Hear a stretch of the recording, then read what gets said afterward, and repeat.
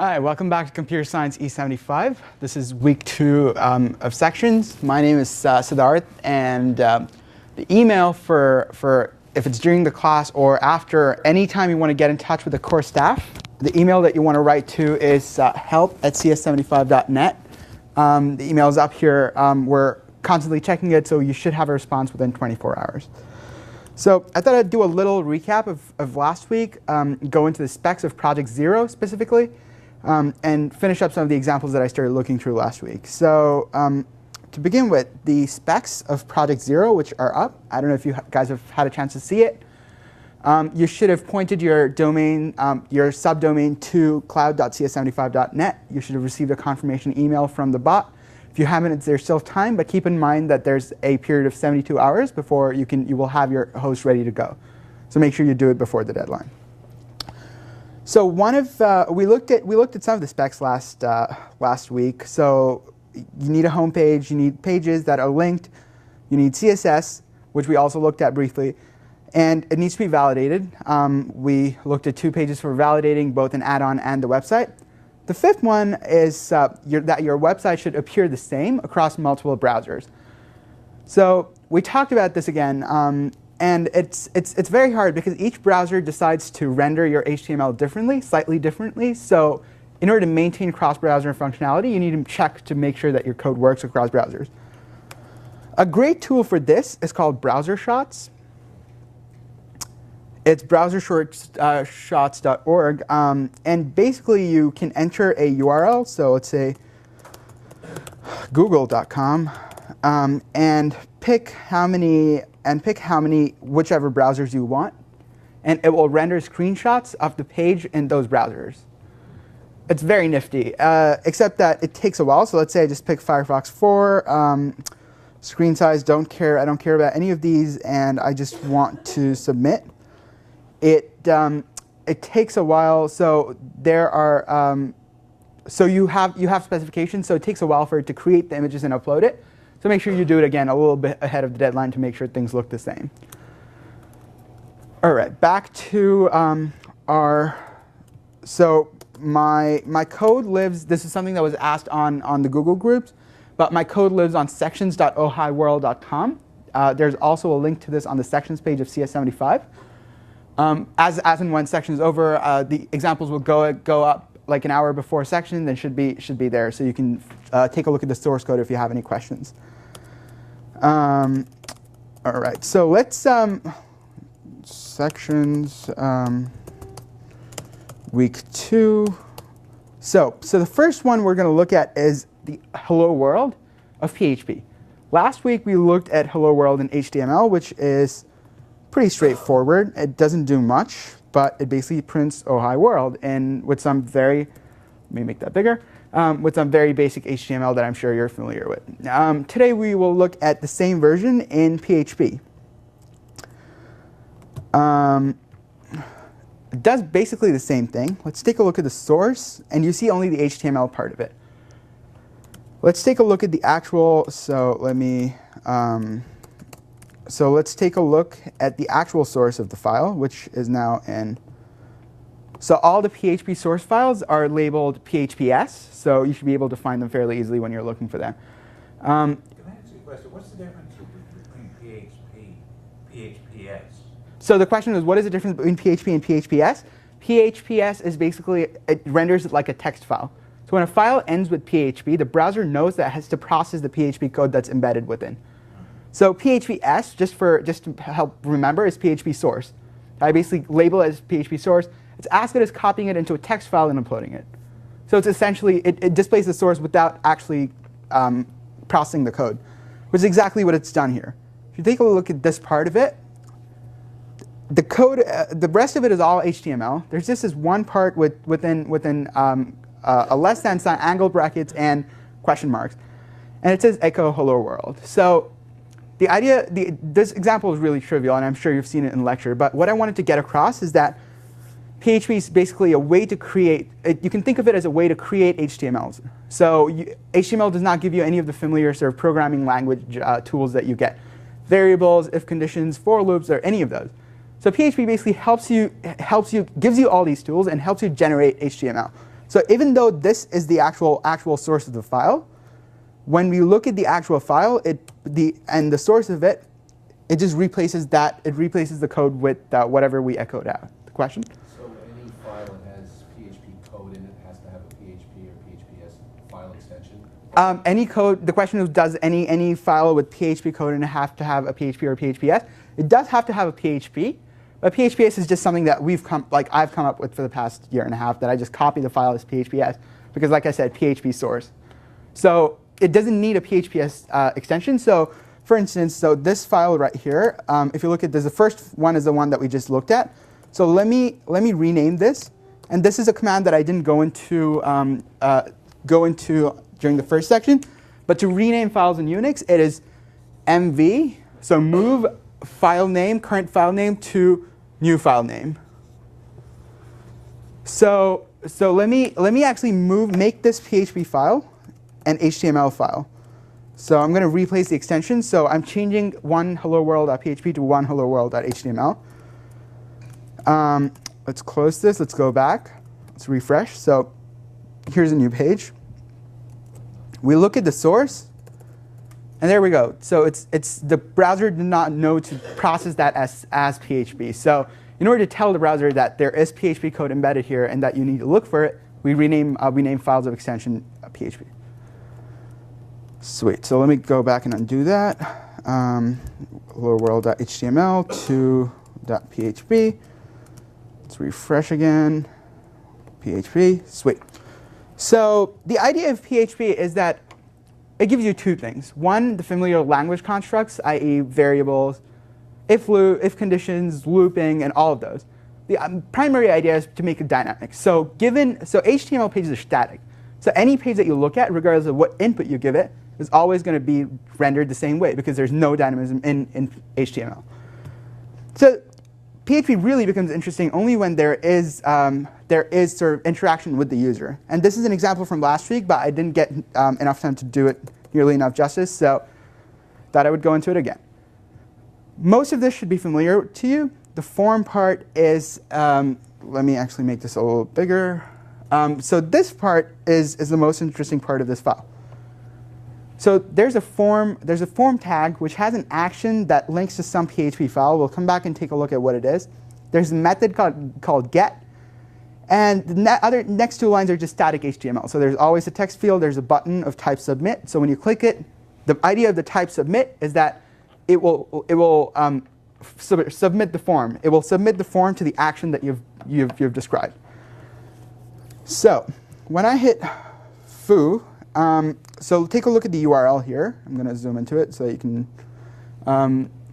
So look at we were on dynamic form get.html, and when I submit it, there are two interesting things. One is the file name is the same file name that I embedded in my form. The second thing is the name attribute there. This, as you've seen in lecture by now, is a property of there we go. Is a property of using the method type get. So get makes a request. So get and post are both ways of making requests. So you're making a request and giving it additional information. So there's let me grab a different colored pen. So there's the URL, which has http://something.php. So let's add this PHP here. And then there is something here. And a bunch of ands that go into more detail. Another great example of this is most websites that you use on an everyday basis. So let's search for CS75.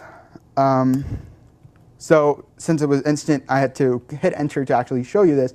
But if you take a look at the URL there, it's actually there are a bunch of key value pairs. So there's something equals something and something else equals something else. So if you look at the most interesting part here, the Q, which presumably stands for query, is CS75, which I just searched for.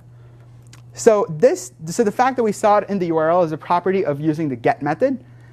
And the form somehow has access to these attributes that we pass in the URL, and then just displays it. Let's take a look at, yes, go on. I don't understand why something shows up in the URL line. It's not Is it going somewhere out on the internet? So the question is, why is something showing up in the URL line? So basically what happens is anything after the question mark gets passed to the page that you just visited. So let's take a look at the source, and it'll probably make things clear. And we'll come back to this question if you're still not sure. As long as it's a get. Yes, as long as it is a get, you will see it on the URL. So let's take a look at manage form. So let me copy manage form, which is number 424.phps. Let's hit refresh and open this. Oops. So like we did last time, so chmod 644 is read for everybody. So let's go phps and let's hit refresh. That should work.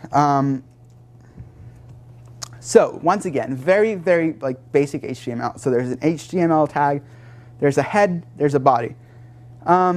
Most interesting part of this file is this part right here. So if you look at this, it says echo, it says something $get. We'll come back to what that means. But there's this name variable that it looks at. So if you're familiar with any of most programming languages, C or Ruby or Python, an array, you access values of an array or a hash in this form. So you give it a key, and it returns the value that it stores. So if let's actually open the same file again with name equals foo. So keep in mind that let's try changing this first. Let's say names equals foo, and that part is empty. Here, this get actually grabs that variable called name. So going back to your question before, when you pass it in, when you give it that in the URL, basically this get, which is a global variable. Variables in PHP always start with the sign $, and this global variable is called get. So all the variables, all the attributes that you passed in the URL get stored in this sort of hash. Does that make sense? And once that happens, you basically are accessing it, and you're just echoing out whatever the value was in that. In this case, it happened to be foo, so let's make this foo bar.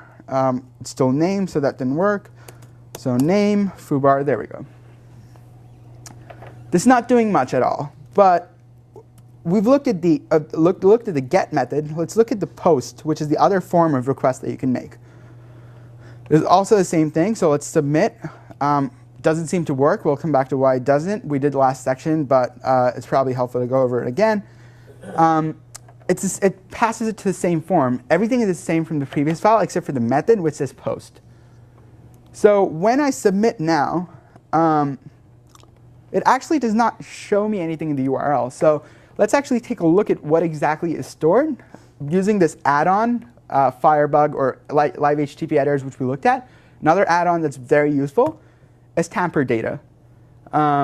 It basically helps you tamper with post variables that your forms are submitting. So when you hit start, and I'm going to go back here. Oops. Where's my tamper data? So I've hit start tamper. I'm going to hit submit.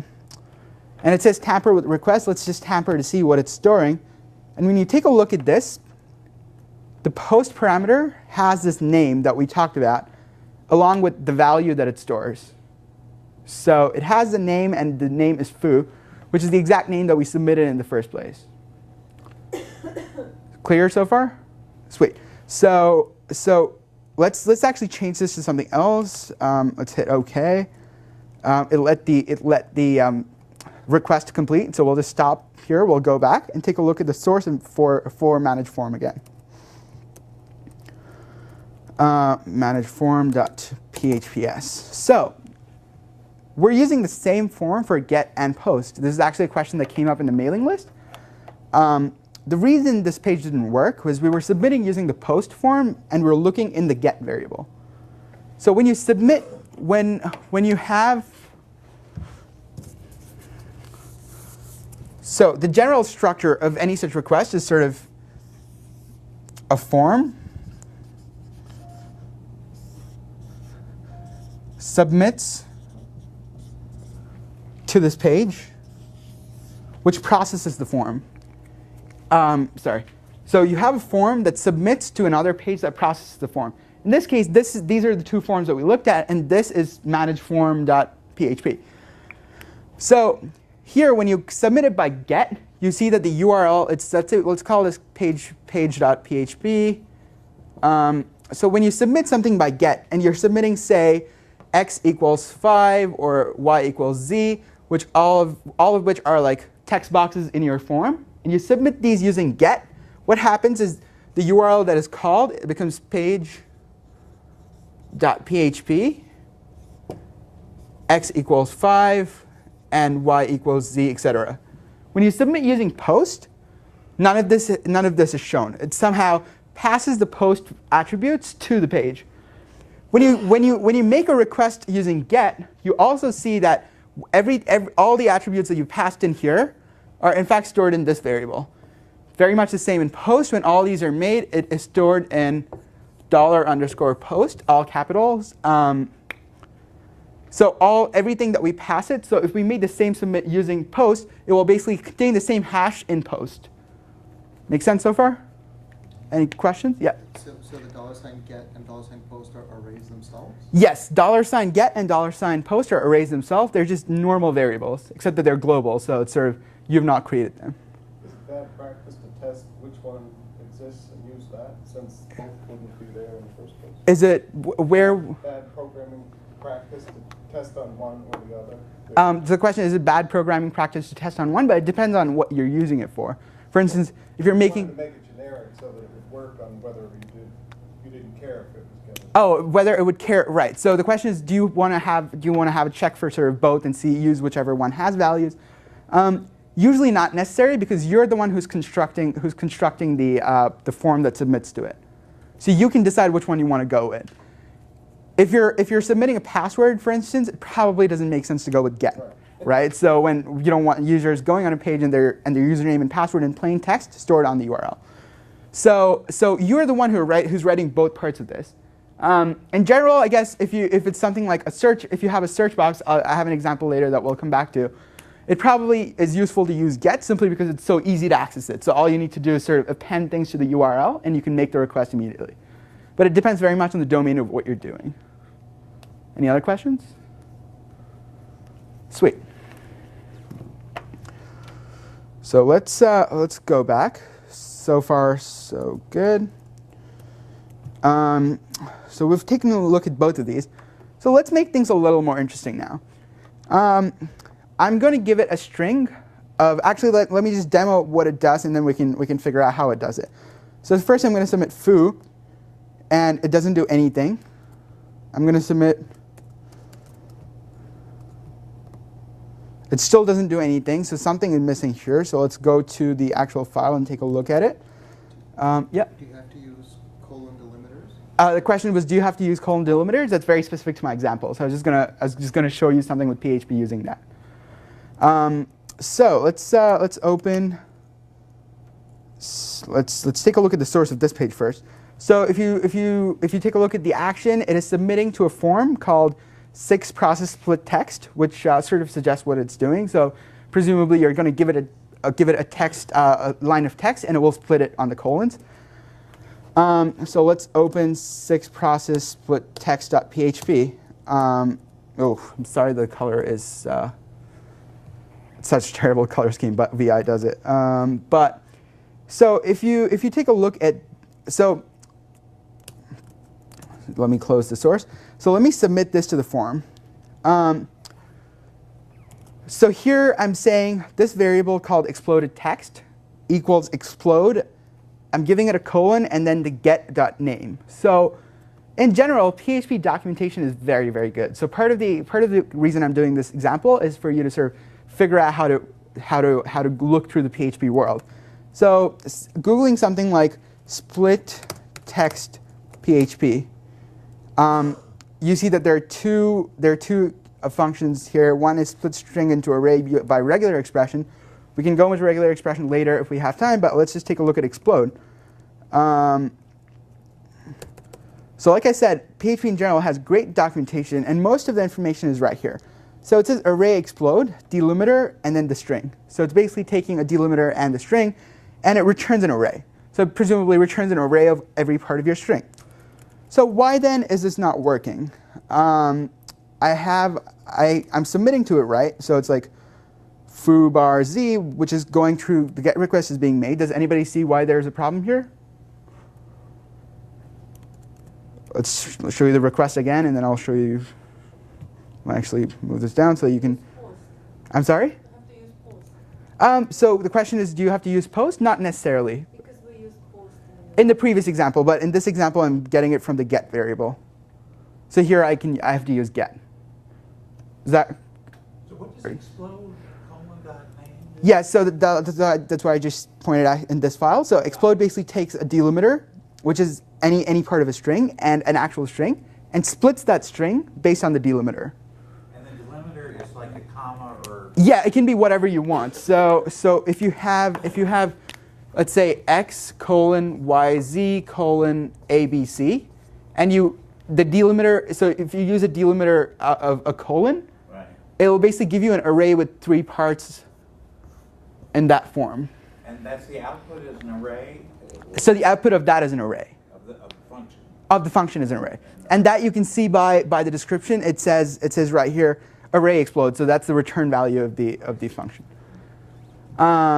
So take a look at so let's actually try to echo out what the problem is.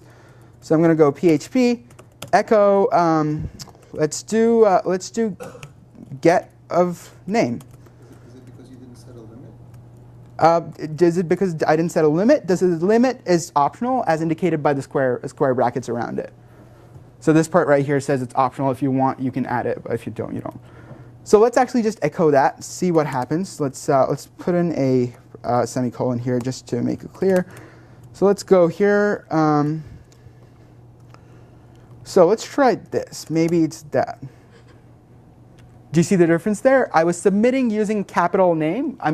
In my n and capital and my attribute was capitalized, but the actual variable that I was looking for was lowercase. This is something that I've hit upon multiple times, so just look out for it. It's really frustrating when you're passing something into a form, but you have no idea why, especially if you're posting. This is when tampered data or something to that effect comes into use, because you can just take a look at what exactly is the name of the variable you posted, even if you don't remember.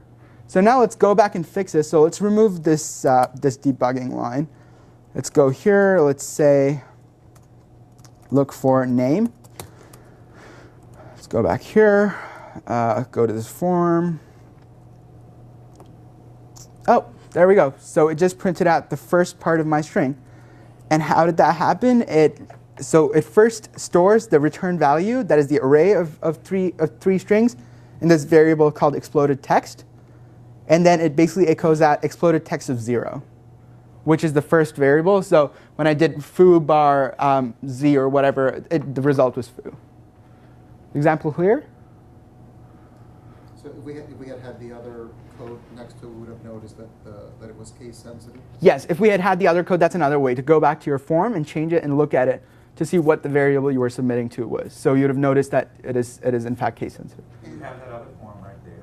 Yes, I do have the other form if you want to take a look. Let's. Is this the one? Nope. Let's see. Sorry. There we go. So, in fact, name it says capital N. It also helps to sort of pick a convention and stick with it. In general, the variables start with lowercase letters, so it probably helps to just normalize it across all your forms, so you probably won't hit upon this issue. Sorry, do you? Yes. So variables begin with a $sign. So variables do begin. Yes. Does a $sign underscore mean array, or does? So question was $sign underscore mean an array? No. So $sign underscore is just a convention. So it doesn't really have to mean, you can create variables that start with $sign underscore. I haven't tried it, but I'm pretty sure you can. It's just a convention, and this is the way the get and like most global variables are stored. So the session variable, which you might have seen in lecture 2 last week, is actually $_session all capitals. So all of these sort of follow this convention of $sign underscore and then the name in capital letters. So does that mean that usually global variables begin with $sign? Yes. Usually global variables begin with $signs? Yes.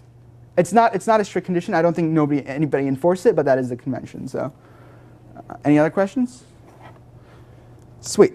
So this goes back to. So we've seen this. We've seen this. So let's do So before Firefox came up with this nifty little thing to search across multiple things, I decided that we could search across different engines by just picking which engine you wanted.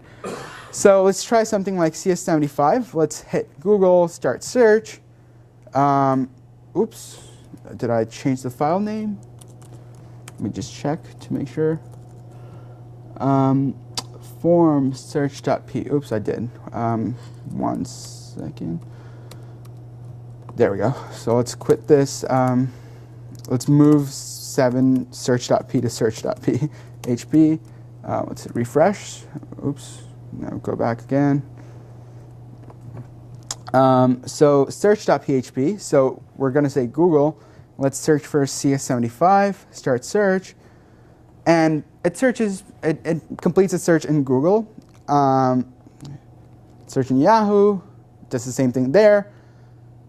And similarly with Bing. So how do any of you see how would you go about writing something like this, given how much you know about PHP? Any ideas? Right, form. Yeah, you have a form, right? So where would you submit the form to? Where would you submit it? So you have a form, and the form is submitted to some page, right? So you have the form here, right? And you have to submit it to your PHP. right. So here the action is unlike, we'll look at the code again, but it's not like any other files we've seen. Instead of submitting to 2 separate pages, you're sort of submitting to the same page and handling it right there. And then what you can do is have the URL, append things per the get request we made. So if you look at the URLs right here, it says bing.com search q equals c75. Let's go back. Let's take a look at Google's search. Google.com search. So it basically takes your query. This is what we want to do from a high level. We want to take the query. We want to see which search engine you picked. And then once we do that, we just have to append it to the URL of the respective search engine and submit, sort of move you to that page. Does that make sense? Sweet. But in this case, the PHP is in the same file that contains that. Yep, so the question is, in this case, the PHP is in the same file? Yes, the question it is. We'll take a look at the source now and go through it. So let's go back here. Let's take a look at the source. So let me actually replace this. 7 search.php to search.phps. Go back here because we just made a change there. Okay. So the first thing we see is this is set get q. So let's take a look at what is set does. Let's just Google for it. So makes sense. The function is very aptly named. It just checks to see if a variable is set or not. So if you just initialize a variable without equating it to something, it will say false if otherwise true. Okay, so Just say if variable not equals 0. yes, so that was something I was going to go into. But it's a very subtle gotcha in PHP, and this is something that I ran into a couple of weeks ago, where if a variable equals 0, PHP actually treats that as false. So when false and 0 somehow sort of relate to the same thing. So if you say if 0, that's sort of like saying if it's false. Not necessarily, but you probably want to have an explicit condition which just checks for is set, as opposed to just if true, like you would do in many other. Or if null, that works too. But I'm not entirely sure where null is used, so that could work, but isset is probably the safest way to go. Because isset takes into account these conditions and returns a true or false based on them. So it says if this is set and the engine is set, you're going to say get engine equals Google. So let's take a look at the URL of the form that we submitted. To search.php. So let's say CS75. Let's open tamper data. Let's clear all of this and just hit start search. Oops, I should have started tamper. Let's start tamper. Let's go back here and hit CS75. So take a look at the actual request that's being made. The actual request that's being made is being made to week2/search.php ? Q equals CS75 and engine equals Google. So it's actually being made to the same page with these values in the URL. So these are going to be stored in the get variable that we talked about. So let's just submit this request. And then there's another request being made, which is google.com/search and the URL that we want to go to. Let's let this go through too, and then Google has a bunch of things that it does, so we'll just submit all of these, and then stop tamper. Let's close this and go back to the source. So it stores, the engine is where it stores the name, the two variables that we gave it in the URL are Q and engine. So Q is the query, and engine is obviously which search engine you wanna store it in. So it checks to see if engine is Google, or if it is Google, it says header to this. This is basically how you redirect pages in PHP. So once you get to a page, you just hit header and set the location part of it. So right here, if you see header location, the dot between the get variable and the string is how you concatenate two strings in PHP. So if you have, getting the wrong colored pen. So if you have foo is one of your strings, and you've set variable x to bar, the way you would construct, let's say I want to store y to be equal to what foo dot whatever $x is. The way you would do that is foo dot $x. This basically concatenates these two strings and returns a concatenated version. It's plus in a lot of other languages. PHP just picks period to do that. If that is not the case, else if engine equals Yahoo, or else if engine equals Bing, go ahead and set and redirect them to that part. Questions? Yeah, so I noticed, I'm sorry. Go ahead. The white spaces are automatically eliminated. So the white spaces are all automatically illuminated? Yes, for the most part. There are some weird cases again, but I just want to make it clear that there's a period in there. So. Okay. Two things. When you said that the header, what was the terminology you said that unless you forward it? Redirect it. Redirect, sorry. Yeah. And then my second question is, all the search engines standardize on Q as their query authority? The question is, do all the search engines standardize on Q?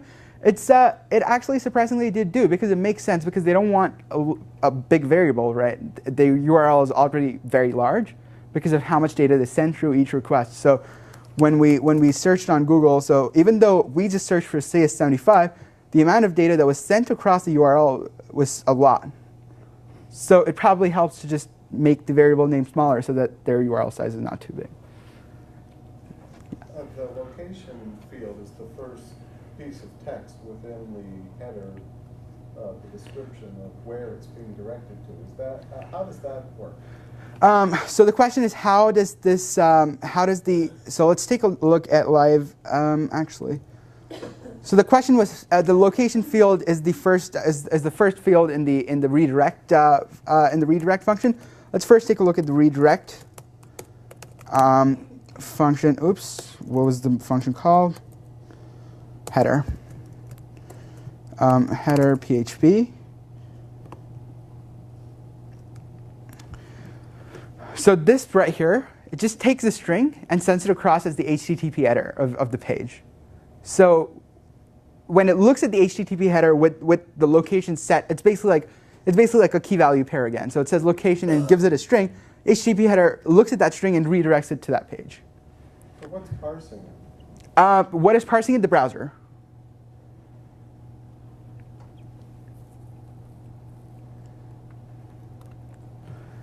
So let's if we go back to Open Tamper data again.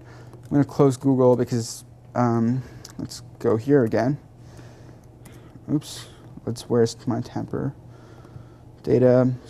So let's clear and start tamper and hit refresh. I'm not sure if it. So I believe the header right here, the request header that you see on the left side, has an additional location field that it does not that is shown on the top. This is roughly the header that you're editing. So you change the location field and it makes that request. That doesn't happen on the server side. It does that lookup without going back. I would have thought it would have stayed on the server and the redirect would have remained there and done the calling header. So the question is, does it happen on the server side? To be honest, I'm not sure. I can check into that for you. I've never looked into how redirecting with PHP works. If it went back to the browser, something there would have to.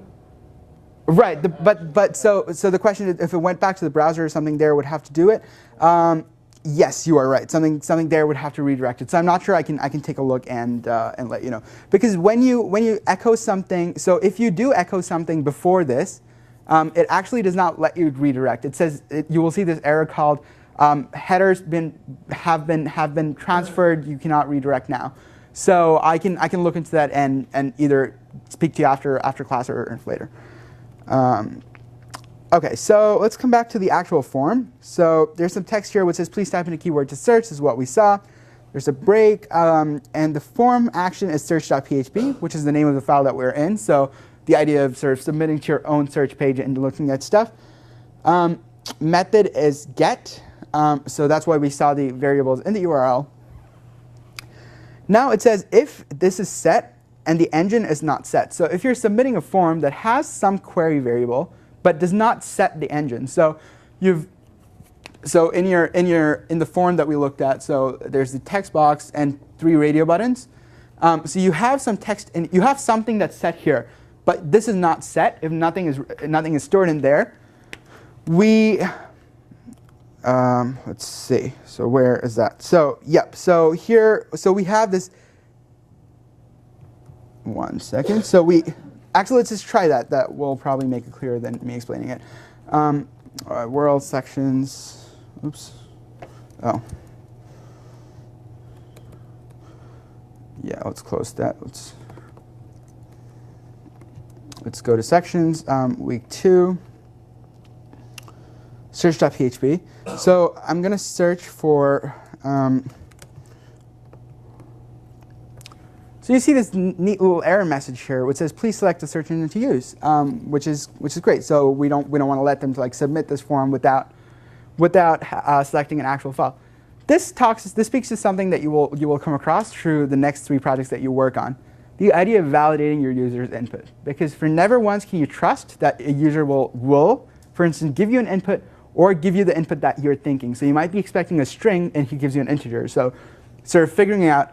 In project 1, where you work, where you create pizza.ml, that's the name of the project, and you will see that you will deal with fake money. So you will make transactions. You will let people add quantities of pizza to their cart.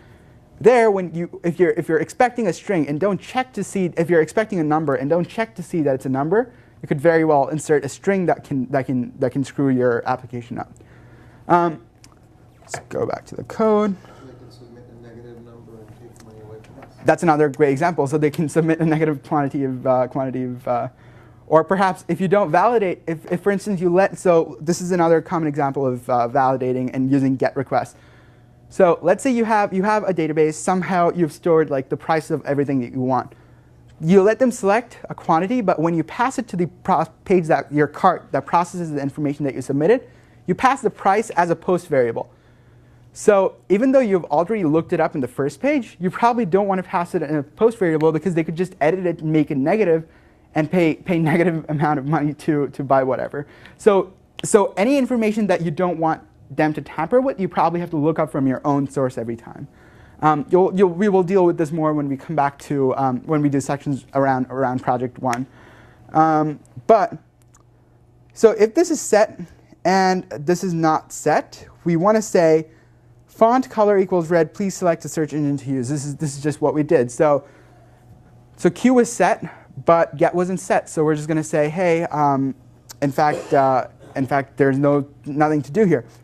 But however, since we know how this thing functions, let's say Q equals E75 and engine equals foobar, right? And the page does not know what to do with it.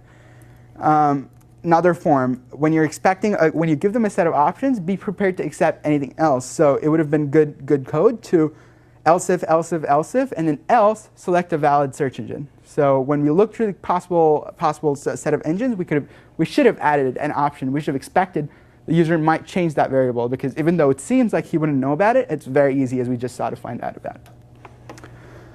And let's go back here. I don't think I touched on this very well. So when it does location, it basically takes the string and concatenates with get of q, which stores the actual string that we searched for, and just completes the string, completes the search.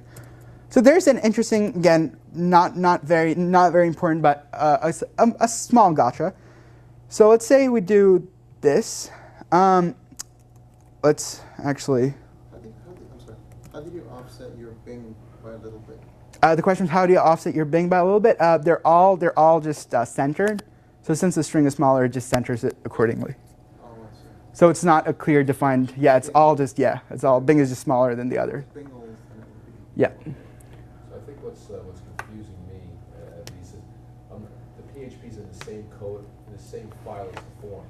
So for the PHP engine to run, it actually does need to go back to the server, right? Because the browser does not have a PHP engine. Mm-hmm. What is the advantage of actually putting the PHP code and the HTML code in the same file? So the question is, what is the advantage of putting the HTML and the PHP code in the same file? It's just that it sort of makes things cleaner. You need a few more if conditions here and there, but you can sort of bottle everything relevant to that page into one single page. And in this case, for instance, it's great because the only processing that we do with the strings that they submit is just redirect them at the very top. So if you're doing something more complicated, it probably makes sense to use a separate page to sort of process their information. But here, since at the very beginning we're just saying grab their string, redirect them, we're done with whatever the input they had, it's not a problem for us. So that's probably, there's no real clear winner here. It depends on how you want the experience to be. So you could have a page that submits. And there's also the actual experience of the user using the page. So you could, let's say you have a cart, going back to our example, and you add an item to it. One option is sort of move them into a separate page and tell them, hey, this has been added to your cart. The other option is to stay on the same page. And once they submit it, just display a header which says, hey, you've added this to the cart. So there's sort of two sides to the coin, and it's completely up to you which way you want to go. Okay. Is there any other questions? OK, great. So sweet. So all of this are examples that are on my set, like I mentioned. Now I think it would help to go over some of the examples that David went over in lecture. So this is on the CS75 site with lectures. We're going to look at a third global variable. The get, we saw post. The third one's session. Session is sort of similar to them, as in it's global and it's the same idea. It's an array. It's a hash that stores different values. But unlike get and post, it is not cleared across each page. It is cleared across each session. We'll see what a session means in a second. But to begin with, let's say you were not logged in. So let's take a look at the source of this page. So at the very beginning, there's this thing called session start. So the first thing you need to know about sessions is every time you want to use the session variable, you want to start a session. You want to clear, sort of either grab everything that you have in your session or simply create a new session if you don't have anything. So use session start, and most of it is HTML. The only thing that's interesting here is if session of authenticated, presumably it's going to store a true or something other than a 0. It says you are logged in, and then it adds an additional ahref, logout.php logout, and then closes the thing. One thing I want you to take note of is this technique, which is very useful. While it's nice to have your PHP and HTML segmented sort of clearly, it sometimes makes very good sense to sort of use your HTML within the PHP. So if you look at this, the curly brace here for the if condition opens here, and the else opens here, and the entire condition closes here. So it's sort of HTML embedded within PHP, but it's going to display that only if it goes into that branch of code. Even though it's HTML, PHP sort of knows to skip that part when there's no if. So it says else you're not logged in. So let's take a look at login1.phps first. OK, so simple login module, session start. There's a username and password. You probably don't want to store this in a flat file on your server, because even though you won't be able to see PHP files, even though you'll never see the actual code, it's just more vulnerable if you just have your password sitting on a flat file. By flat file, I just mean any general file on your server. So you probably want to store it in a database or such, but it defines this thing called a user. So these are basically like defining constants. So somebody who's familiar with C, hash define something. So user is jharvard and pass is Crimson. We come back to isSet, the ones that we looked at. So it submits to the form in post in the form of post, and then it says if post of user is user is what we defined up here. We did that. So if we say that whatever is stored in the user variable of the post user part of the post variable, if that is equal to user, and if the pass is equal to the password that we just set, set session of authenticated to true. So basically say if this is the case, set this to true, and then redirect it just to the home page. So there's this function header. Sorry. Yep. The defines are PHP or HTML? The defines are PHP. They're all PHP. So I'm sorry. So if you just look at where the tags open, they're the first all the PHP starts here, and goes all the way up until here, and then obviously there's some PHP like in the middle, but. Then why are we not saying define $sign user? So the question is, why are we not saying define $sign user? Perfectly reasonable way to go about it. But in general, constants are again convention over configuration. Constants are simply defined using define with a capital all block uppercase letters. So that's just a convention that we follow. Like C, is that a, Like C. Is it like an initial pass of the interpreter or whatever? I'm not sure. Again, I'm not sure if it probably is. I'm not sure if you can actually change these. Let's take a look at the define method in PHP. So it's just a symbolic. So defines a named constant. Right. So I'm guessing you can. So it's just a symbolic like name. That's all there is to it. It's not really any storage. No, it's not. No. Sweet. So let's go back to the source. Okay. So if the username is set, if the password is set, make sure you do all this, authenticate it, and once you authenticate it, set the user to the home page. So let's look at how this is done. So what is this? What is this variable here? It's a super global, exactly. So just like session, there's another variable called server, and as you might expect, HTTP host basically just gives you the name of the host you're in. So rtrim, you can look up the definitions online. I'm not going to go. It basically constructs the actual page that you're looking at, and it just redirects them to location /home.php, and then exits the file. So let's try logging in with jharvard and Crimson. jharvard, Crimson. There we go. We're logged in. So if you take a look at the very beginning, cs75.net/lectures, login1.phps. At the very beginning, we said if this is set and this is set, we're going to right here. Yeah. So in the actual page, we said if we ever did see that. Oops, I was looking at the wrong file. Home.phps. Yep. So here we said in home.phps, which is the page we redirected them to, we're saying if session of authenticator is true, so if that condition evaluates true, display this message that says you are logged in and link them to the logout page. Any questions so far? Do you see how that log authentication worked? Sweet. Let's take a look at logout. Sorry, go on. Oh, well, what you said before you got out of that one, I was question about the post up on top. Question about the post up on top. Yeah. Where on this page or the other page? Must have been on the other page. So this right here. Right. Yep. Inside you got the quote user lowercase. Where does that name come from? So where does this quote user lowercase come from? As we've seen here, it's probably from a form. So let's go to login1.php and take a look at the source here.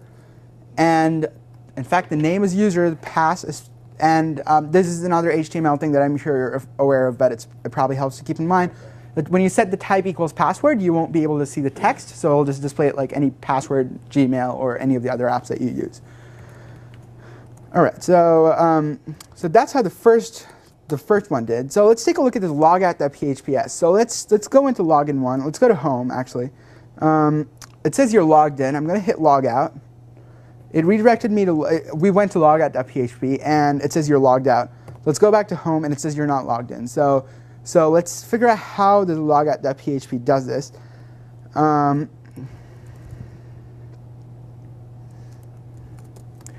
So the first thing it does, we'll come back to the set cookie time. I don't know if we'll have time today, but if we do come to it, we'll come back and figure that part out. But the two most important lines at this point is the session start and the session destroy.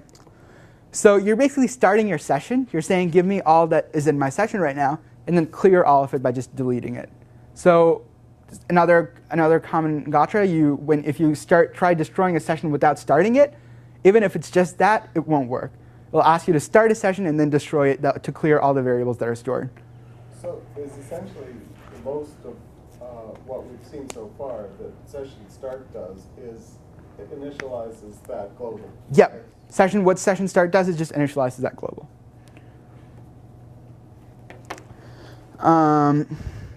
Let's take a look at login2.php, and let's actually take a look at the source. I don't remember the username and the password off the top of my head. Okay, so it's jharvard and Crimson. Sweet. So before I go into this, back to home.phps. The reason, once we said session destroy, so when it restarted the session and it looked for session_authenticated, it did not find anything. It was not true. And therefore, it said none of this you are logged in happened, and it just displayed the else part, which is just you're not logged in, and then the form to log in. So that's how when you went back to the page, it just said you were not logged in. But login2.phps, the first part is essentially the same. It just authenticates it, and so here the form action, something we've looked at is just set it to yourself and submit it. And the post and the value here is, so let's go into login. Let's say jharvard and right. So it says you're logged in. So let's go into, oops. So I guess version 3 is not online.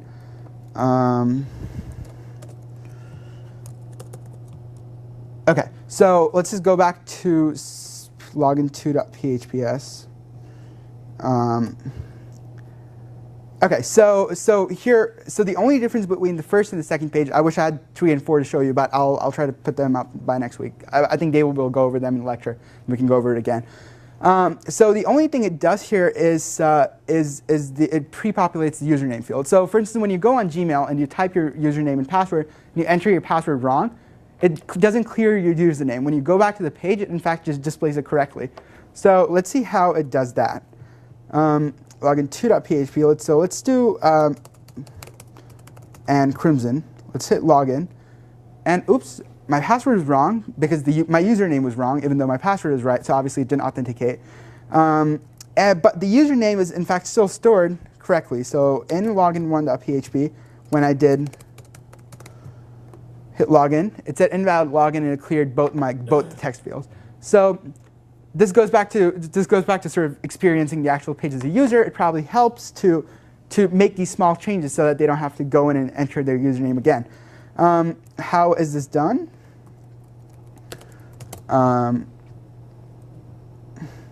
So the only part that's interesting to us here is it just says input name. So first there's the authentication part. So if it's authenticated, it just redirects you to the home page, and it says you were logged in.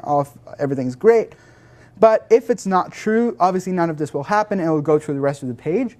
And in the rest of the page, everything is fine except for this part, which says set the value to the name of the user. So when we submitted version 2, so when we submitted, let me pull up tamper data. Start tamper. So when I do Siddharth and So if you take a look at the post that's being passed, it's the user and the password from the form field. So it just sets the value. So let's hit OK and stop tamper, close this.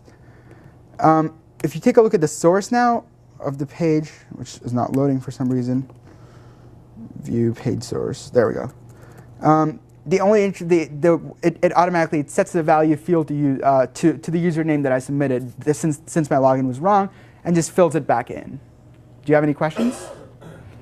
But that's another good reason to keep the form, painting the form and processing the form in the same file. If you have to repaint it, then. If you have, that is true. Like if you keep it in the same page, you can do this. Although you could potentially do something like store it in a separate session variable and sort of have it look it up in that case. But it depends on your individual design. And like you said, this does make it easier because all you have to do is look it up from the post variable. You don't have to set anything. Any other questions? Sweet. So one last administrative thing before we before the end of section today is we're trying. Last time I said CS75 Discuss was the Google group that you want to get in touch with, but try to direct all your mail to this Google group that I've put up here. So CS75-2010 fall at googlegroups.com. Much of the class is on it. Of course, help at CS75 is the staff mailing list. But if you have any questions that sort of like you think that other people might have or that aren't very specific to you, do get in touch with that email and we'll try to get back to you, or one of your peers will get back to you as soon as they can. Thank you for coming, and I will hopefully see you next week.